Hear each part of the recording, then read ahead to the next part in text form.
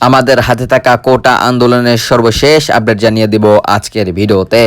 কোটা আন্দোলন নিয়ে শাকিব খান এটা কি বললেন বিস্তারিত থাকছে প্রতিবেদনায় যাওয়ার আগে ছোট্ট একটি অনুরোধ, চ্যানেলটিকে সাবস্ক্রাইব করে দেন অ্যান্ড ভিডিওটি শেয়ার করতে ভুলবেন না।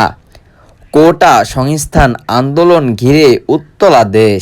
মঙ্গলবার দিনব্যাপী দেশের বিভিন্ন জায়গা হয়েছে সংস্থা। সারা দেশে 6 জনের প্রাণ মতো ঘটনা ঘটেছে। গোটা সংস্থান দাবিতে আন্দোলন শিক্ষার্থীদের সঙ্গে পুলিশ, ছাত্রলীগ ও ক্ষমতাহীন দলের সমর্থকদের মধ্যে নিন্দা জানাচ্ছে সাধারণ মানুষ। পথ পরিহারের আহ্বান জানাচ্ছে শিল্পীরা। দেশের সুপারস্টার শাকিব খানও তার অবস্থান থেকে চলমান নিয়ে মন্তব্য করেছেন। ব্যক্তিগত কাজে বর্তমানে দুবাই আছেন শাকিব খান। সেখান থেকে তিনি তার অফিসিয়াল ফ্যান পেজে বর্তমান সংঘাত নির্জনের আহ্বান জানিয়েছেন। শাকিব খান বলেন, আমার প্রাণের বাংলাদেশ এভাবে রক্তাক্ত হতে পারে না। কারো মা বাবার বুক এভাবে খালি হতে পারে না, কারো বোন খালি হতে পারে না।